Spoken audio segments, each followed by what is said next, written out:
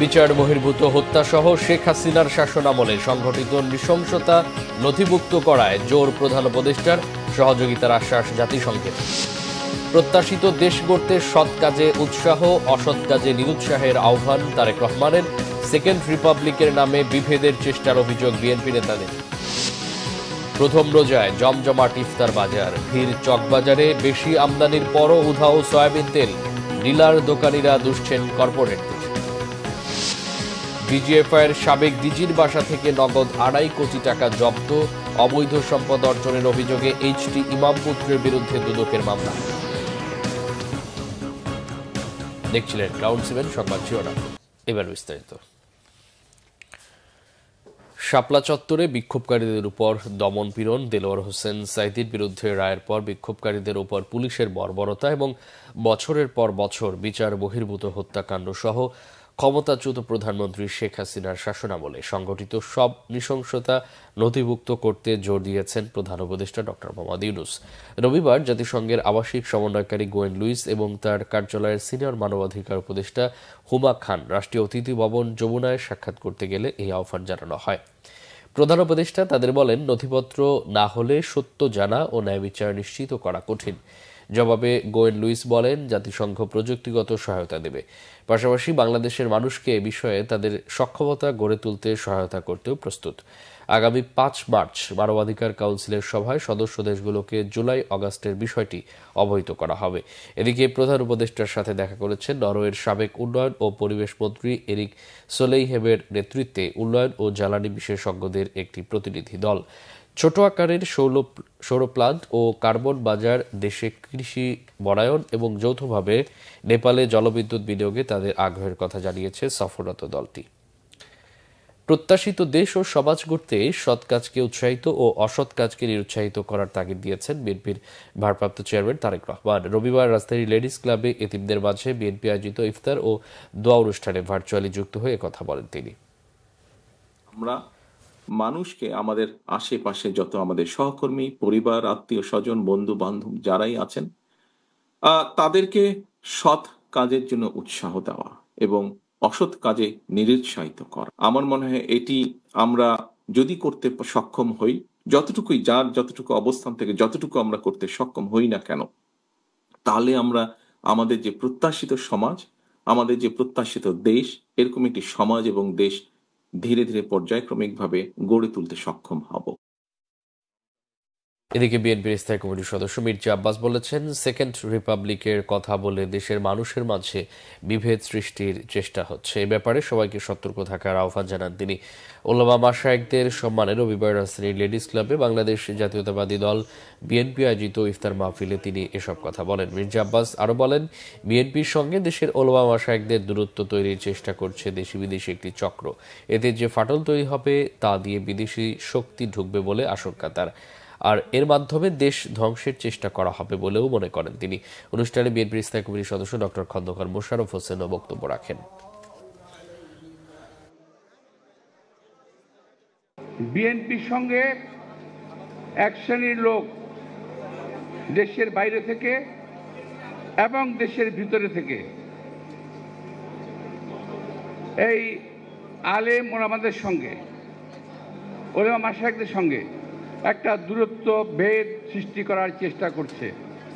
এটুকু শুধুমাত্র আপনারা খেয়াল রাখবেন যে এই বিভেদ কিন্তু বিএনপির সঙ্গে ওলামা মাশায়েখদের নয়।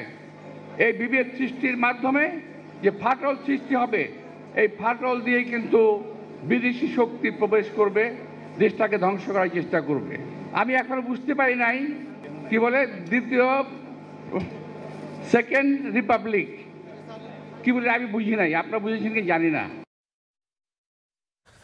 ডিসেম্বরের মধ্যে নির্বাচনের জন্য দৃশ্যমান উদ্যোগ নিতে হবে, দেরি হলে ষড়যন্ত্র বাড়বে বলে মন্তব্য করেছেন বিএনপির স্থায়ী কমিটির সদস্য সালাউদ্দিন আহমেদ। রবিবার জাতীয় প্রেস ক্লাবে এক আলোচনা সভায় তিনি একথা বলেন।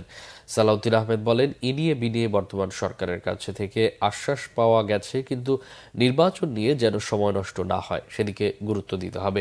তিনি বলেন, জনগণের অবস্থা ভালো না, মানুষের পেটে ভাত না থাকলে সরকারের ভালো কাজের সমালোচনা করবে।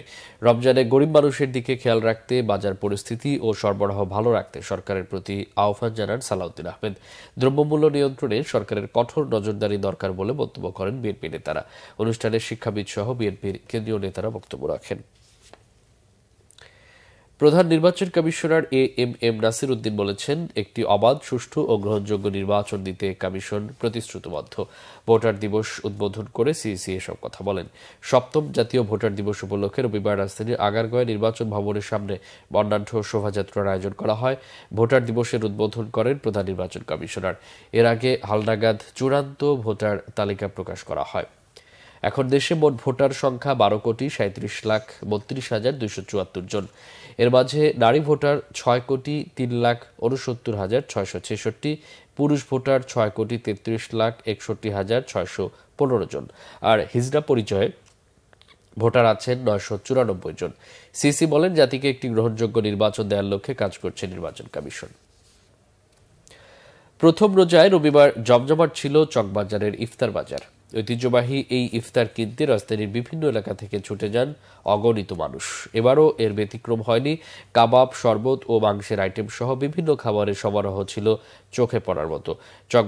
চকবাজার ঘুরে আরো জানাচ্ছেন ফজলে রাব্বি।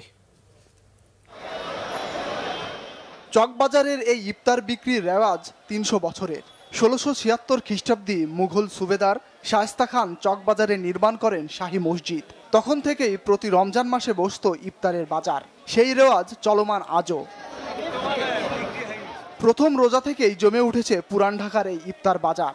এক এক দোকানে এক এক ধরনের বৈশিষ্ট্যের ইফতার সমারোহ এখানে। সুতি কাবাব, কাঠি কাবাব, চালি কাবাব, টিকা কাবাব, আপনার শাকফুলুরি, পাকোড়া, পেঁয়াজু, আলু চপ, আরো আইটেম আছে, সিঙ্গার, সমুচা। ১২ পদের ১২ আইটেমের সঙ্গে ১২ ধরনের মশলা মিশিয়ে তৈরি বড় বাপের পোলায় খাই বিক্রি হচ্ছে প্রতি কেজি ৮০০ টাকায়। আছে শিকের ভারী কাবাব, পনির, কোয়েল পাখির রোস্ট, খাসির রান সহ বিভিন্ন ইফতার সামগ্রী। तारे अबर खीका और बारे मसाला जो भी नहीं खाएगा वो भी फंसताएगा। ये है शेख चूरा का भरता, एटार नाम बड़ो बापेर पोलाई खाए। बड़ो बापेर बड़ो पोलाई खाए, ठोंगा বইরা লিয়া যায়।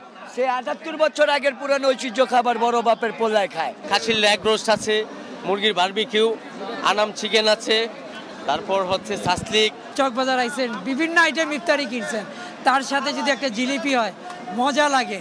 ইফতার তৈরির উপকরণের দাম বেড়েছে, তাই গত বছরের তুলনায় এবছরও সব আইটেমের দাম বেড়েছে। যদিও বেশ কিছু খাবারের স্বাদ নিয়ে ক্রেতাদের মধ্যে আছে মিশ্র প্রতিক্রিয়া। পূর্বপুরুষ আমার দাদা, আমার বাবারা এখান থেকে ইফতারি নিয়ে যেত, আমার দাদি মারা বসে থাকতেন ইফতারি খাওয়ার জন্য। তো তার ধারাবাহিক হিসাবে আমরাও প্রতি বছর এখান থেকে ইফতারি নিয়ে যাই। বড় বাপের পোলা, তারপর আপনার মুরগির রোস্ট, কাবাব রয়েছে। এটা আপনি একবার ট্রাই করে দেখতে পারেন, এটা খাইতে পারেন, এটা সমস্যা নাই এটা। আর আমরা প্রত্যেক বছর প্রত্যেক দিন আমাদের এটা লাগবেই। এখান থেকে যে ইফতারিটা নিলে মুখে স্বাদটা বেশি লাগে, ইন্টারেস্টটা বেশি লাগে। অনেক দূর থেকে এসেছি ট্রাই করার জন্য, প্রত্যেক বছরই ট্রাই করে থাকি। আর স্বাদ যদি বলি, আলহামদুলিল্লাহ। যদি আপনি মিনিমাইজ করেন, এটার টেস্ট বলতে ফলাফল শূন্য, নো টেস্ট, জাস্ট নামে চলতেছে। রকমারি ইফতারের ঐতিহ্যবাহী এই আয়োজনে গর্বিত পুরান ঢাকার মানুষ। ফজলে রাব্বি, বাংলা ভিশন, ঢাকা। যানজট নগরীতে চলার পথে সময় হলে রাস্তাতেই ইফতার সারেন রোজাদাররা, যেখানে পানি আর খেজুরি মূল উপাদান। অনেকে যানজটের কথা চিন্তা করে প্রস্তুতি নিয়ে রাখেন ইফতারের। রোজাদারদের কথা চিন্তা করে রাস্তার পাশে সরকারকে অন্তত বিশুদ্ধ পানি রাখার ব্যবস্থার আহ্বান তাদের। একের পর এক ছুটে চলছে বাহন, আরোহীদের উদ্দেশ্য অন্তত বাসায় গিয়ে পরিবার পরিজনের সঙ্গে ইফতার করা। তবে যানজটের এই মহানগরীতে নিজের মতো চলার কোনো সুযোগ নেই। গাড়ির চাপ থাকায় রাস্তাই হয়ে যায় ইফতারের সময়। অপরিকল্পিত নগরীতে বিষয়টিকে স্বাভাবিকভাবেই নিতে শিখে গেছেন চলতি পথের যাত্রীরা। তাই তো অনেকে কিছুটা প্রস্তুতি নিয়েই বেরিয়েছেন। গাড়ির মধ্যে ইফতার টাইম হলে আপনার পানির গ্লাস খাইলে এয়ারপোর্ট গিয়ে আমরা ইফতার করি, এছাড়া তো কোনো ব্যবস্থা নেই। ইফতারের সময় হলে যেখানে সাইড করে যে কোনো একটা দোকানে ঢুকে যাবো, রাস্তায় যে কোনো একখানে দাঁড়িয়ে পানি খাইলাম, তারপরে বাসায় যায় আর কি ইফতার করবো। রাস্তা কিনে ইফতার করি, গাড়িতে বসে এক জায়গায় বসে দেখা করে ইফতার করি। যাদের আগাম প্রস্তুতি নেই তাদের ভরসা পানিতেই। দূরপথের যাত্রীদের প্রস্তুতি ভিন্ন। চেষ্টায় থাকে বাসায় গিয়ে ইফতার করার জন্য আর কি। মানে সর্বাত্মক চেষ্টা থাকে আর কি। আর না হলে তো পথে হয়তো কোনো পানি বা কুরমা সাথে নিয়ে চলে যাওয়া হয় আর কি। আমি অফিস থেকে বের হওয়ার সময় একটা পানি নিয়ে বেরোইছি, এছাড়া আসলে আমার হাতে আর কোনো অপশন নেই। ইফতার আর কি করতে হবে, স্বাভাবিকভাবে একটা পানি কিনা আগে রোজা ভাঙতে কিছু করার নাই তো। ইফতারের আগে বাড়ি ফেরা যেহেতু অনিশ্চিত, তাই রাস্তার পাশে বিভিন্ন পয়েন্টে পথচারীদের জন্য বিশুদ্ধ পানি রাখার পরামর্শ সচেতন যাত্রীদের। সরকারের পক্ষ থেকে যদি রাস্তায় অ্যাটলিস্ট পানির ব্যবস্থাটা করা যেত বেটার হতো। বাংলাদেশ 92% মুসলমানের দেশ। ইফতার করবো ওরকম ভালো একটু পানি নাই। এখন যদি সরকার যদি এটার নেয় যে একটু সবার প্রত্যেকটা গাড়িতে গাড়িতে 1 বোতল করে অন্তত পানি দেয়, অন্য অন্য বাদই থাক, এটা তো দেয় না। পানির ব্যবস্থা করলে তো ভালো হতো, রোজার মাসের জন্য সবার জন্য একটু সুবিধা হতো। পানি বা 2টা খেজুর, হালকা একটু রাস্তা তাহলে হলো এনাফ। পথচারীরা যেন সময় মতো পরিবারের সাথে ইফতার করতে পারে, সেজন্য নিরলস কাজ করে যাচ্ছেন ট্রাফিক পুলিশের সদস্যরাও। মামুন আব্দুল্লাহ, বাংলা ভিশন, ঢাকা। রমজানে চাহিদার চেয়ে 89,000 লিটার সয়াবিন তেল বেশি আমদানি হয়েছে। সরকারের এমন তথ্যের প্রতিফলন নেই বাজারে। আমদানিকারক প্রতিষ্ঠান প্রতিশ্রুতি দিলেও রাজধানীর বাজারগুলোতে চাহিদার সামান্য মিলছে সয়াবিন তেল। ডিলার ও খুচরা দোকানি সবার একই বক্তব্য, কোম্পানিগুলো দিচ্ছে না প্রয়োজনীয় তেল। বিশ্লেষকরা বলছেন সয়াবিন তেলের বাজার নিয়ন্ত্রণ করছে কর্পোরেট প্রতিষ্ঠান। সরকারের দায়িত্বশীল প্রতিষ্ঠানগুলোকে নিশ্চিত করতে হবে কোম্পানিগুলোর জবাবদিহিতা। গোলাম মইনুল আহসানের রিপোর্ট। ভোক্তা অধিকার সংরক্ষণ অধিদপ্তর বলছে, রমজানে দেশে 3 লাখ মেট্রিক টন সয়াবিন তেল চাহিদার বিপরীতে আমদানি হয়েছে 3,89,000 মেট্রিক টন। গত 27 ফেব্রুয়ারি সংবাদ সম্মেলনে এমন তথ্য দেওয়া হয়।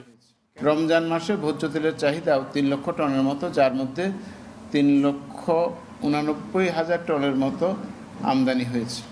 এর আগে গত 16 ফেব্রুয়ারি ভোক্তা অধিদপ্তরের অনুষ্ঠানে কর্পোরেট প্রতিষ্ঠানগুলো নিশ্চিত করে 26-27 ফেব্রুয়ারি থেকে বাজার 6 লাভ হবে সয়াবিন তেলে। 26-27 তারিখের থেকে পর্যাপ্ত পরিমাণের মাল এবং রমজানে যা লাগবে তার থেকে বেশি পরিমাণ মাল আসবে। কাজেই ধরে নেওয়া যায় বাজারে এখন পর্যাপ্ত তেল থাকবে, কিন্তু চাহিদা ও যোগানের অর্থনৈতিক সঙ্গে এখন কাজ করছে না বাজারে। দোকানগুলো অনেকটাই তেল শূন্য। ডিলারে তো হয় না, এখন কোম্পানি সাপ্লাই দিতে আছে, সাপ্লাই কোন জায়গায় দিতে আছে এটাই তো বোঝা যায় না। আমরা যতটুকু বুঝতেছি আর কি, মানুষের শুনতেছি যে তেলের দাম বাড়াইলে তেল অ্যাভেলেবেল হয়ে যাবে। ডিলাররা জানান, বারবার চাহিদা জানানো হলেও কোম্পানিগুলো দিচ্ছে না তেল। তারা তো এই কোনো সদুত্তর দিচ্ছে না আমাদেরকে, কোনো সদুত্তর দিচ্ছে আমাদেরকে, বলছে যদি ভালো লাগে নেন, না হলে কোনো কথা নাই। অফিসার আমাদেরকে কথা বলতেছে। বিশ্লেষকরা বলছেন, ভোজ্য তেলের বাজারগুলো এখনো নিয়ন্ত্রণ করছে কয়েকটি প্রতিষ্ঠান। এজন্য সরকারি দায়িত্বশীল প্রতিষ্ঠানগুলোকে আরো দক্ষতার সাথে পরিস্থিতি নিয়ন্ত্রণ করতে হবে। বাজার থেকে প্রায় পণ্য উধাও হয়ে যাওয়া এবং বিশেষত যেই পণ্যগুলো আপনার গুটি কয়েক আমদানিকারক আমদানি করে থাকেন, সেই বিষয়গুলোতে সবসময়ই আমাদের বিশেষ নজর রাখা উচিত।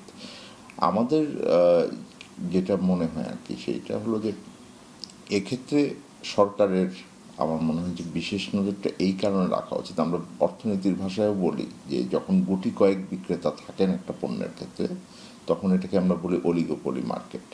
তো এই মার্কেট একই সাথে প্রতিযোগিতামূলকভাবেও কাজ করতে পারে, আবার এটা মনোপলি হিসেবেও কাজ করতে পারে।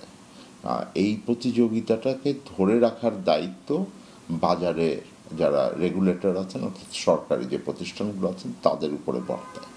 এদিকে নিয়মিত কার্যক্রমের অংশ হিসেবে রবিবারও বাজার তদারকি করছে ভোক্তার টিম। গোলাম মইনুল আহসান, বাংলা ভিশন, ঢাকা। ডিজিএফআইয়ের সাবেক ডিজি সাইফুল আলমের বাসা থেকে নগদ প্রায় 2.5 কোটি টাকা জব্দ করেছে দুর্নীতি দমন কমিশন দুদক।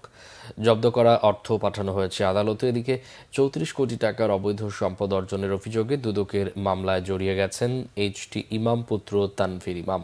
রিপোর্ট ফরুক বাবুর। দুদকে নিয়ে আসা হলো 2 ট্রাঙ্ক ভর্তি টাকা। অভিযানে জব্দ করা এই অর্থ পরে পাঠানো হয় আদালতে। টাকার উৎস জানতে চাইলে দুদকের মহাপরিচালক আক্তার হোসেন জানান, বৃহস্পতিবার রাতে ডিজিএফআইয়ের সাবেক ডিজি সাইফুল আলমের বাসায় চালানো অভিযানে পাওয়া গেছে এসব টাকা। চলছে তার অবৈধ সম্পদের অনুসন্ধান।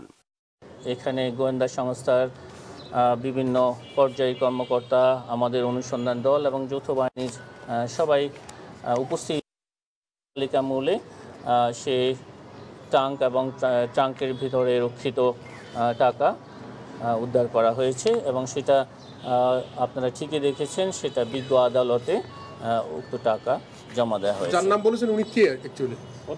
উনি লেফটেন্যান্ট জেনারেল সাইফুল আলম, সাবেক ডিজিএফআই প্রধান। উনি কি আটক হয়েছে?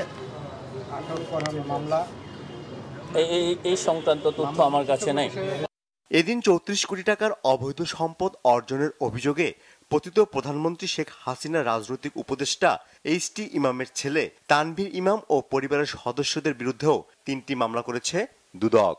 অভিযোগ সংশ্লিষ্ট জনাব তানভীর ইমাম, সাবেক সংসদ সদস্য, সিরাজগঞ্জ 4 সংসদ সদস্য হিসাবে দায়িত্ব পালনকালে গত আয়ের উৎসের সাথে অসঙ্গতিপূর্ণ 30 কোটি 62 লক্ষ টাকার বেশি মূল্যের সম্পদ অর্জন এবং দখলে রাখার অপরাধে তার বিরুদ্ধে দুর্নীতি দমন কমিশন আইন 2004, দুর্নীতি প্রতিরোধ আইন 247 সংশ্লিষ্ট ধারায় একটি মামলা রুজু হয়েছে। এদিকে নিয়োগ জালিয়াতির ঘটনায় মামলা করা হয়েছে গোপালগঞ্জ বিজ্ঞান ও প্রযুক্তি বিশ্ববিদ্যালয়ের সাবেক ভিসি খন্দকার নাসির উদ্দিন সহ 4 জনের বিরুদ্ধেও। ফররুখ বাবু, বাংলা ভিশন, ঢাকা। ব্যতিক্রমী কিছু মানুষ ও প্রতিষ্ঠানকে এবছর স্বাধীনতা পুরস্কার দেওয়া হবে বলে জানিয়েছেন শিক্ষা ও পরিকল্পনা উপদেষ্টা ডক্টর ওয়াহিদুদ্দিন মাহমুদ। রবিবার সচিবালয়ে স্বাধীনতা পুরস্কার সংক্রান্ত উপদেষ্টা কমিটির বৈঠক শেষে তিনি এই কথা জানান। তবে এবছর কারা ও কতজন স্বাধীনতা পুরস্কার পাচ্ছেন তা জানাননি শিক্ষা ও পরিকল্পনা উপদেষ্টা। বলেন, কমিটি কিছু নাম সুপারিশ করেছে, চূড়ান্ত অনুমোদনের জন্য প্রধান উপদেষ্টার কাছে তা পাঠানো হবে। দেশের জন্য অনন্য অবদানের স্বীকৃতি স্বরূপ এবছর ব্যতিক্রমী কিছু ব্যক্তি এবং প্রতিষ্ঠানকে স্বাধীনতা পুরস্কার দেওয়া হবে। এ সময় আইন উপদেষ্টা ডক্টর আসিফ নজরুল জানান, এর আগে স্বাধীনতা পুরস্কার দেওয়ার ক্ষেত্রে দলগত ও গোষ্ঠীগত সিদ্ধান্ত নেওয়া হতো। অভিযোগ করেন, র্যাবের মতো বিতর্কিত প্রতিষ্ঠানগুলোকেও দেশের সর্বোচ্চ এই পুরস্কার দেওয়া হয়েছিল। এবছর স্বাধীনতা পুরস্কার প্রাপ্তের সংখ্যা 10 জনের কম বলেও জানান উপদেষ্টা। স্বাধীনতা পুরস্কারও এমন মানুষকে দেওয়া হয়েছে তাদের তো জীবনব্যাপী যে অবদান, সেটা স্বীকৃতি হিসাবে এত বছর পরেও তারা কিন্তু কোনো পুরস্কার পাননি। কাজেই আপনাদের অনুমান করে নিতে হবে যে কি ধরনের আমরা মনোনয়ন দিয়েছি। আমরা এর আগে যে স্বাধীনতা দিবস পুরস্কার দেখতাম, তখন আমাদের কাছে মনে হয়েছে এমন ব্যক্তি এবং প্রতিষ্ঠানকে পুরস্কার দেওয়া হয়েছে যেটা নিয়ে সমাজে প্রশ্ন উঠেছিল, এবং এমন প্রতিষ্ঠানকে দেওয়া হয়েছিল, র্যাবের মতো প্রতিষ্ঠানকেও স্বাধীনতা দিবস পুরস্কার দেওয়া হয়েছিল। অথচ এটা আমাদের জাতীয় জীবনের সর্বোচ্চ পুরস্কার। আমরা এই পুরস্কারের মহিমা উপলব্ধি করে এই দলগত গোষ্ঠীগত চিন্তার ঊর্ধ্বে থেকে স্যারের নেতৃত্বে আমরা এমন সব নাম সুপারিশ করেছি। আপনারা 21 পুরস্কারে দেখে আপনারা খুশি হয়েছিলেন, এই পুরস্কার দেখেও আপনারা আরো খুশি হবেন এবং আপনারা মনে হবে যে পুরস্কার দিতে পেরে আমরা নিজেরা ধন্য হয়েছি। সংবাদ শেষ করব ক্রাউন সিভের শিরোনামগুলো আরেকবার চালিয়ে। বিচার বহির্ভূত হত্যা সহ শেখ হাসিনার শাসনামলে সংগঠিত নৃশংসতা নথিভুক্ত করার জোর প্রধান উপদেষ্টার সহযোগিতার আশ্বাস জাতিসংঘের। প্রত্যাশিত দেশ গড়তে সৎ কাজে উৎসাহ, অসৎ কাজে নিরুৎসাহের আহ্বান তারেক রহমানের। সেকেন্ড রিপাবলিকের নামে বিভেদের চেষ্টার অভিযোগ বিএনপি নেতাদের। প্রথম রোজায় জমজমাট ইফতার বাজার, ভিড় চকবাজারে, বেশি আমদানির পরও উধাও সয়াবিন তেল, ডিলার দোকানিরা দুষছেন কর্পোরেটদের। ডিজিএফআইয়ের সাবেক ডিজির বাসা থেকে নগদ 2.5 কোটি টাকা জব্দ, অবৈধ সম্পদ অর্জনের অভিযোগে এইচ.টি. ইমাম পুত্রের বিরুদ্ধে দুদকের মামলা। এই ছিল এখনকার মতো। পরের সংবাদ সকাল 10টায়। এর আগে 9টা রয়েছে নিউজ টপ 10 দেখার আমন্ত্রণ রইল। এছাড়া বাংলা ভিশন সংবাদ সংশ্লিষ্ট অনুষ্ঠান দেখে ভিজিট করুন www.bknews24.com ও facebook.com/banglavisionnews এবং সাবস্ক্রাইব করুন youtube.com/banglavisionnews। এতক্ষণ সাথে থাকা অসংখ্য ধন্যবাদ।